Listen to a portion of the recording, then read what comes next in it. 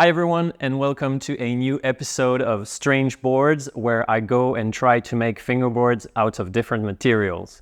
This time I want to make fingerboards out of fingerboards, and also out of skateboards. I'm Jojo from December Fingerboards, and welcome to my workshop located in Buenos Aires, Argentina.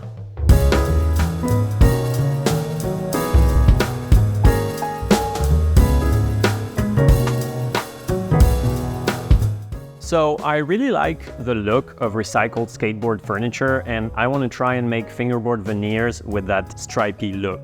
And actually I discovered that you could get quite a few different looks than just the stripy one with this material. Since I own a fingerboard brand, we have quite a few scrap blanks and decks lying around from when we first started, and we would mess up the decks somehow from time to time. So I've saved up many of these as we use them all the time for testing stuff around the workshop.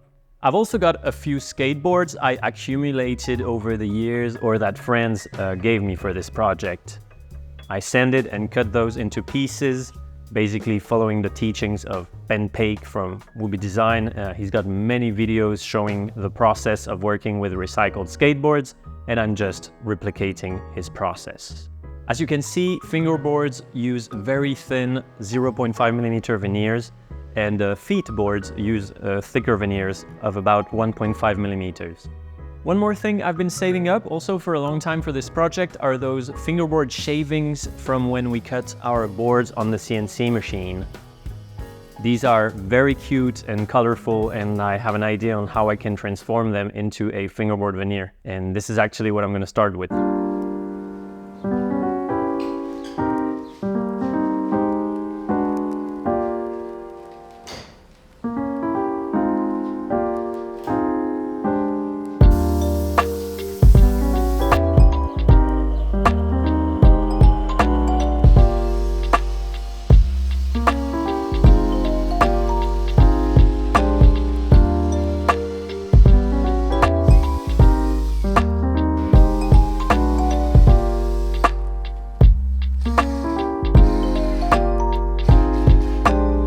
I first started by making a mold out of scrap material into which I will be pressing the shavings with an adhesive.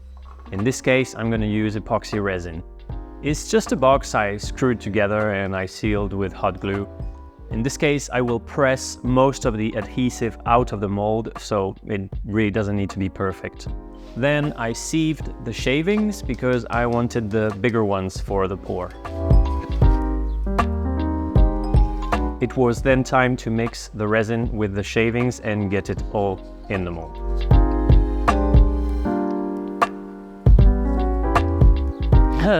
It's like birthday sprinkles.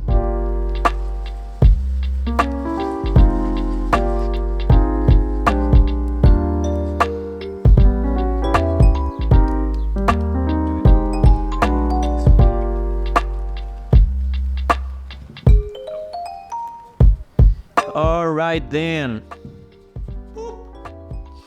And now I'm gonna put this thing into this thing, and then things will be born, because that's how it works.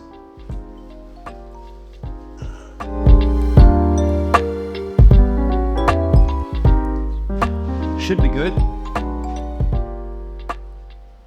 Hopefully we'll get usable plies out of this thing. One thing that would have made the process better for this whole project would have been to have had first a vacuum pot to remove the bubbles from the epoxy resin, as well as a proper hydraulic press to apply a lot more force to the glue ups. Then I got gluing together all the fingerboard blanks, and I'm using epoxy for all the other glue ups as well, because it is gap filling and cures hard.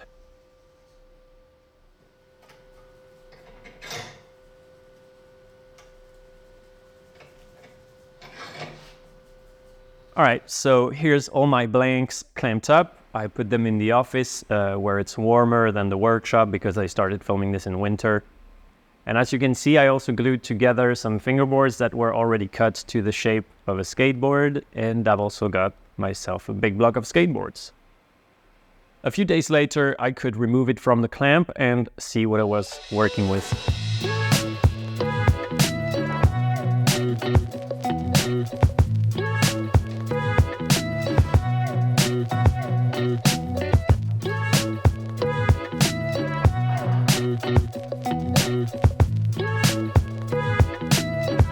So yeah, I would argue that it does look like crap right now, but maybe if I sand it a little bit, it's gonna look a little better. So I'm gonna try to remove the block from this.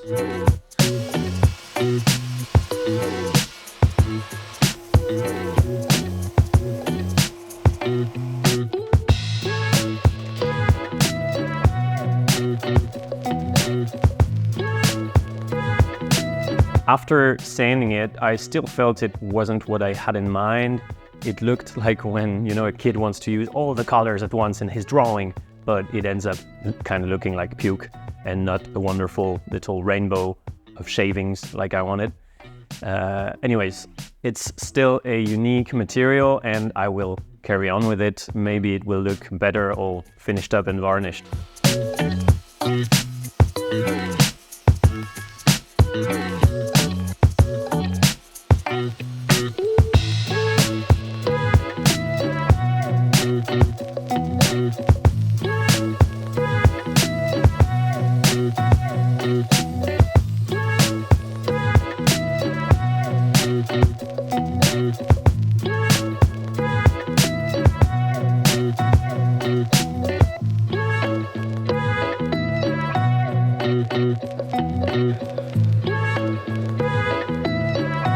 I squared up all the remaining blocks the safest way I could. It's kind of hard to hold on to these rounded, irregular shapes safely. And I then changed the blade on my bandsaw because I learned from my last Skateboards video that you need a super sharp blade to get good veneers.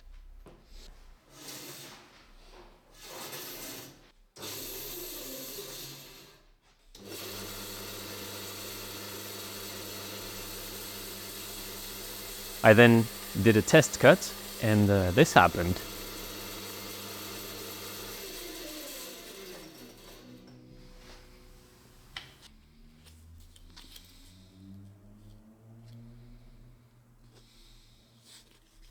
Okay.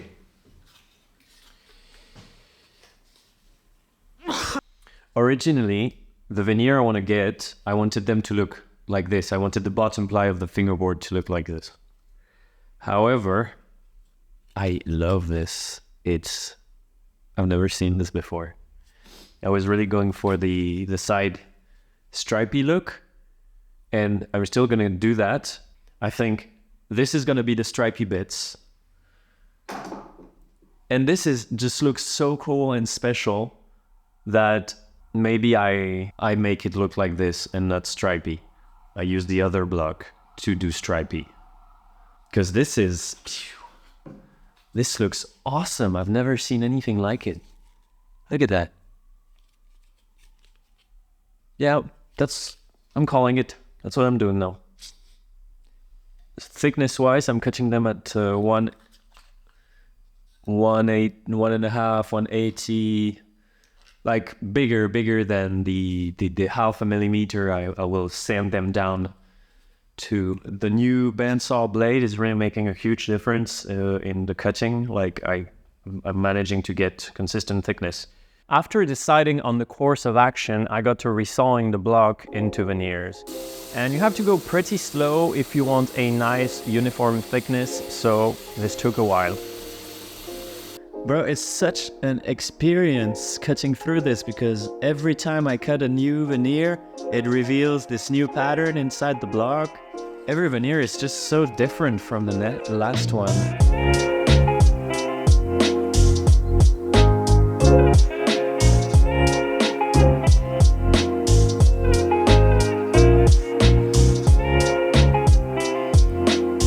And in the end, I was left with all these very unique looking veneers. I also resawed the resin and shavings block, and it's looking a little better now. Interesting how it has a purple tint to it. I don't know why that is. When it came time to square up the skateboard block, I realized none of my tools were up to the task. The bandsaw just couldn't make a straight cut down so much hard maple, and with no flat reference, I couldn't cut it safely on the table saw. Also, I couldn't cut it all the way through. But then I realized that the new CNC I just got has just enough clearance that with a very short end mill, I was just able to fit the blank on the machine and get it all squared up. If I didn't have that, I would have probably just made a router sled and done it that way. I could then cut it into smaller chunks, making several passes at the table saw. And I was left with these 4 blocks, which I resawed at the bandsaw, just like the others.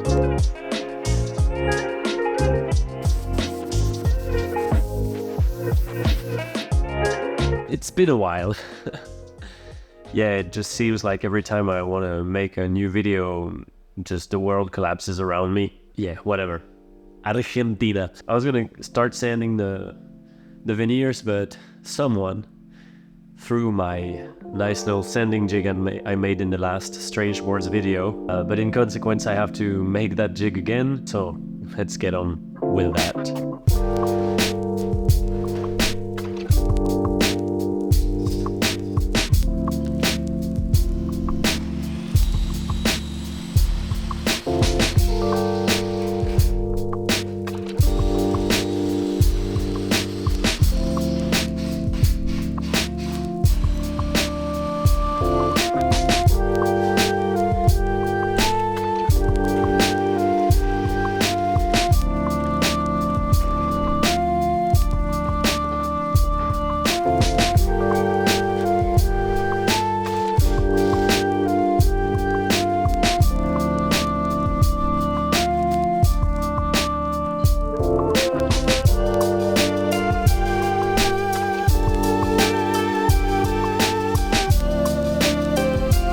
Alright, so this jig enables me to sand veneers down to thickness little by little, and the result is very good. The only thing is, it's also very slow. I'm intentionally sanding them down to 0.6 millimeters and not 0.5. That's because these glued up plies can be fragile, and at 0.6 millimeters they tended to break less often than when trying to get them thinner. The thickness in this case is not going to impact how the board rides in the end. I sanded one of the epoxy plies, and as you can see, it's got quite a few bubbles. I expected it. It's not ideal, but it's also not going to be a problem.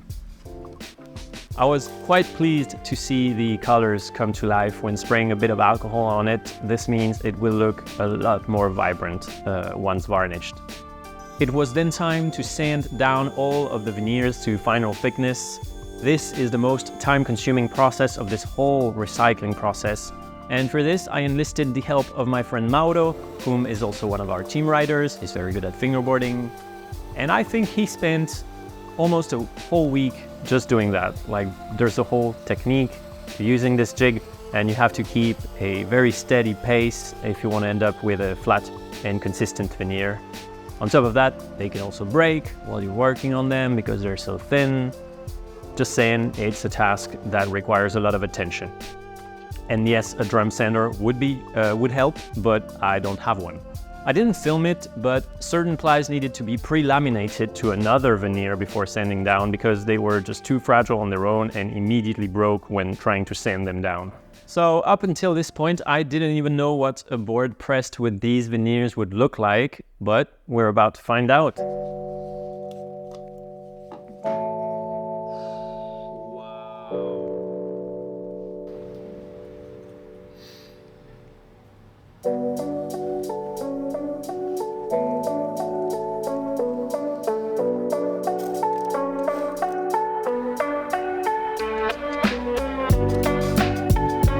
Since it seemed everything was going to work out, I glued up the last blank, which I had left aside, and did the whole squaring, resawing, sanding, and pressing off camera.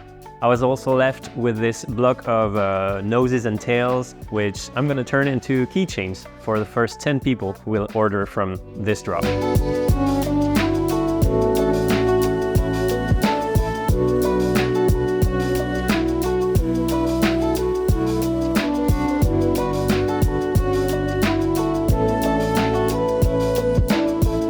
And here you can see the new little CNC machine cutting one of the boards.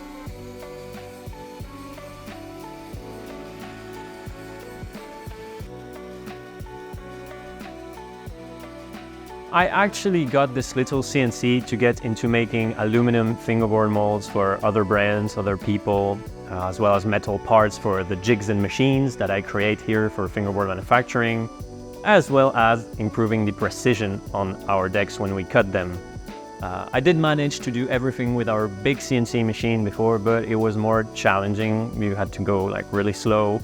So yeah, hit me up if you're looking to get yourself a machined aluminum mold. I will design it for you if you need me to, and you can find all the basic information and pricing on my website, december.ar.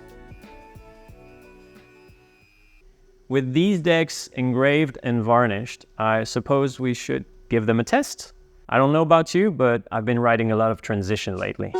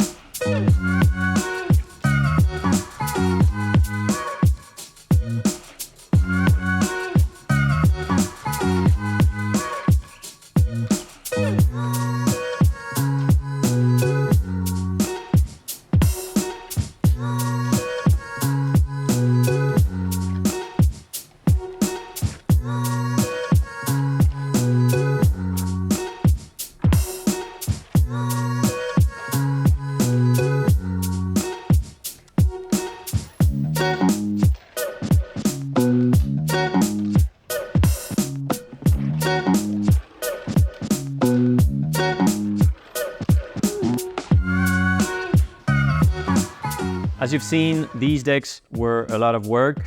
It took a very long time to accumulate all the materials needed. I suppose you can press a huge amount of decks just for the purpose of turning them into veneers, but I think it makes it all the more special to think that all of the decks that were turned into these boards were decks that we learned on, that were made in the very first days of December Fingerboards, even prior to us actually launching the brand. The worst part was definitely the sanding down to thickness, as this took 15, sometimes 20 minutes per ply.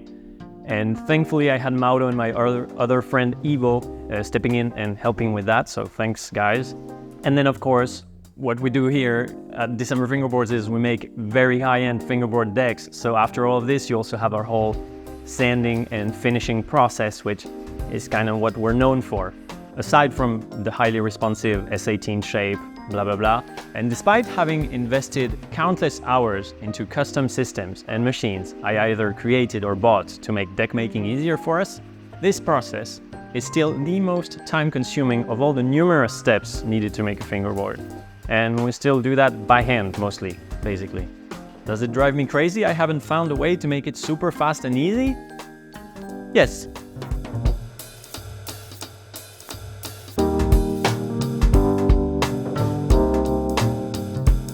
Alright, so I hope you enjoyed the video.